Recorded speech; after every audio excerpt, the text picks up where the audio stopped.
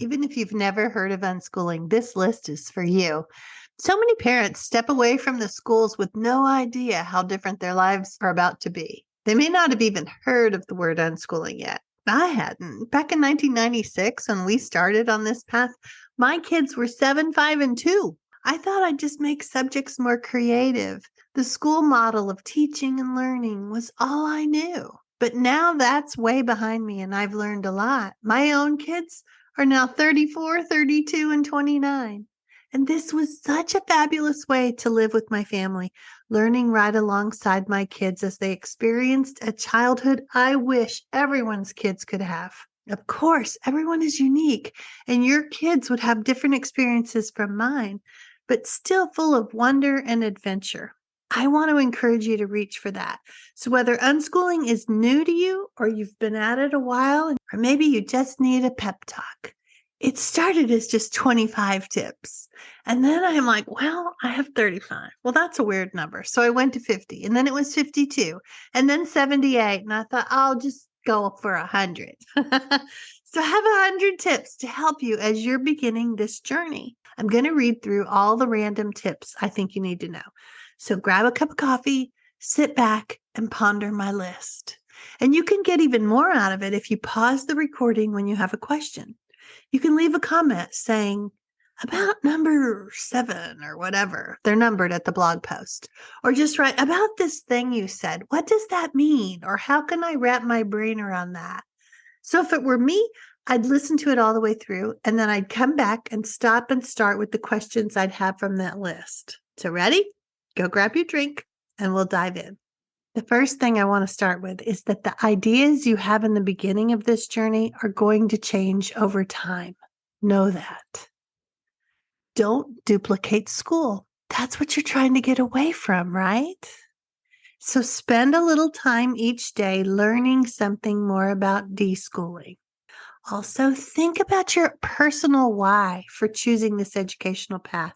Get specific. Refer back to it when you have a hard day. Remove the pressure to get it all right. It doesn't work like that. In fact, expect that you will get a lot of things wrong. You have a big fear of being wrong because school was all about one right way. You'll undo that over time, and your kids won't feel near the pressure that you do. Know your laws and how to comply. They're different from state to state, even country to country. Talk to the unschoolers to see how we manage to meet the legal requirements where you live and still unschool. Don't rush through childhood. They only get one. Don't miss it doing things and jumping through hoops that weren't even necessary. Play more games. Take a lot of photos. Take a lot of deep breaths. More oxygen will really help you. Don't stick with something that isn't working. You have a lot of choices. Don't push something if your child resists. Give them time. Sometimes the problem is timing or maturity or the lack of deschooling. One of the goals is to help your child love learning, and frustration interferes with that. Stay flexible. You're a family, not a system. The world does not need to be divided into educational and non-educational activities. Everything is educational. Learning isn't as linear as we've been told. Kids can learn all kinds of things out of order. Let the desire to know about something be the catalyst to explore more. Grade level learning is necessary in schools, but your kids can let their interests direct their course. Kids learn to read at all different ages. There's no rush. And reading isn't the holy grail. Learning is. And there are all kinds of ways non-readers learn. Use your community. Tap into the resources. Find the locals. Use your online community. Tap into resources there too. Join my membership community. Think like a tourist. What's cool to do now that you have time to do it? Relationships matter most. Create more connection between you and your child. Focus on the learner, not the trappings of teaching. Reframe teaching and learning and unschooling. Don't hold on to a story in your head about all of this at the expense of that child standing in front of you. Comparison steals joy. Don't compare yourself to other homeschooling or unschooling parents. Don't compare your child to any other children. You don't have to fix everything. Work on being a good listener to your child. Schools taught us to compare and compete. Recognize that and resist the urge to compare. Create more flat surfaces for projects. Get outside and enjoy the seasons. Don't buy curriculum. Use the library, the internet, and your children's interests. Take everyone's advice with a grain of salt. They don't have your kids, your situations, your experiences. Learn from them, but individualizing means taking what you need and leaving the rest. Use this time to really get to know your child and their preferences. Create a rhythm for the day or the week instead of a strict schedule everyone's going to resist. Think life skills over academics. The basics don't need special attention. They show up every day in activities. Look for them. You don't need a homeschool room. Think of what activities naturally occur in which rooms of your home. Don't artificially divide the world up into subjects. Schools do that, but the real world doesn't. Every child learns differently. Get to know their individual style and rhythm. Resist expecting kids to learn the way you did or wish you could have as a child. They're unique. When you're an adult, no one cares about the age you learn to read or add or write. Colleges and universities accept teens who have learned in an unconventional way all the time. Every day can be different. A cozy stay-at-home day or a fun adventure out and about. Choose your own adventure. Learning has no finish line. 18 is not a magic age. Don't accept the pressure that you have to be done by then. Don't suck the fun out of something by turning it into a teachable moment. Ask yourself why or why not if your kids want to do something you didn't anticipate. Don't let your ego make you upset if they choose differently from you. It's all just data for your next decisions or suggestions. See what part you can say yes to instead of no.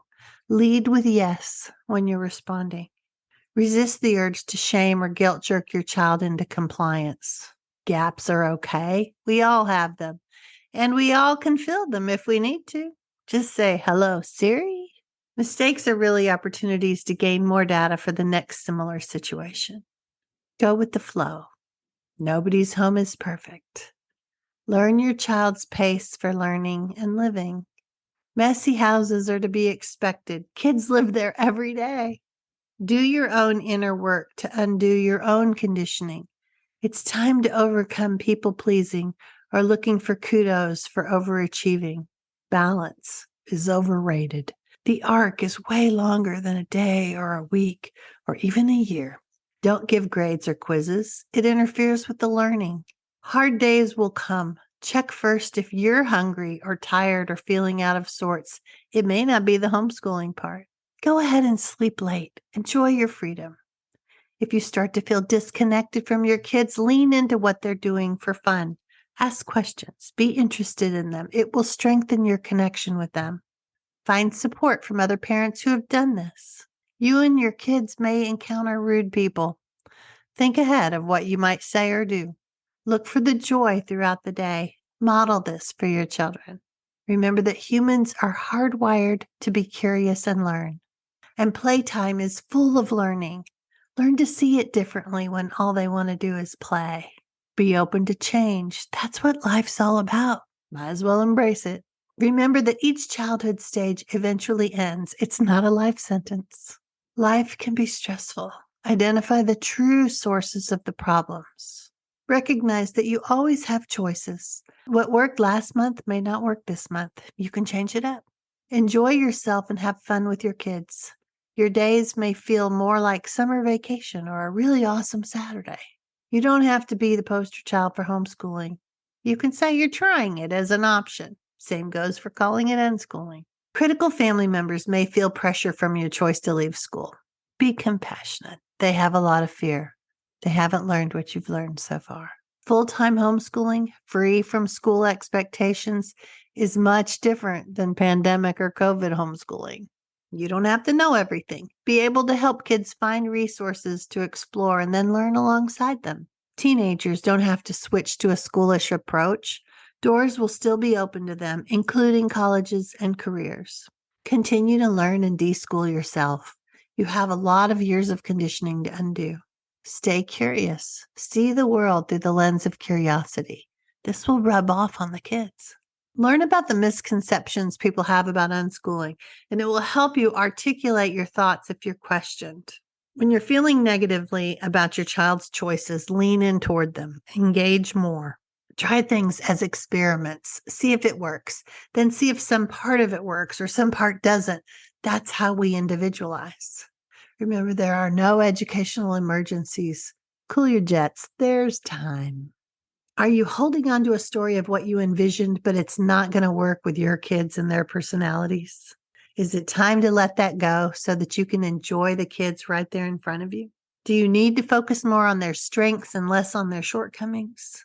Deschooling is not the precursor for homeschooling or unschooling. It's an ongoing process as you and your kids both grow. Deschooling is really more for the parents than for the kids because you've spent a lot more time in school. It's had a lot bigger effect on you. Be aware of the things going on in your community that your kids might enjoy. Dip your toes in all sorts of experiences. Your learning style may not be the same as your child's. They might approach things really differently.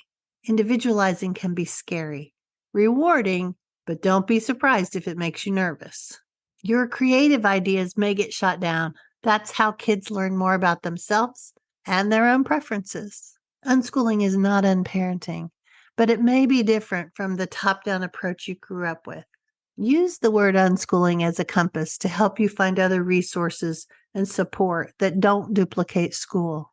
If you're stressed out, it may not be due to your educational choice. Dig deeper to see what's making you angry or frustrated. You are the expert in your child's life. No one else knows them better than you do. Enjoy the rabbit trails. You'll all learn so much from these. Don't be afraid of the word unschooling. It just means you're not doing things the way schools do. And that's it for this week's Unschooling Mom to Mom podcast. I hope these ideas help clarify how unschooling can work for you. Come back, leave comments, write your questions, let me know, and we'll dive a little deeper on whatever's holding you back. Enjoy the kids. Have a great week.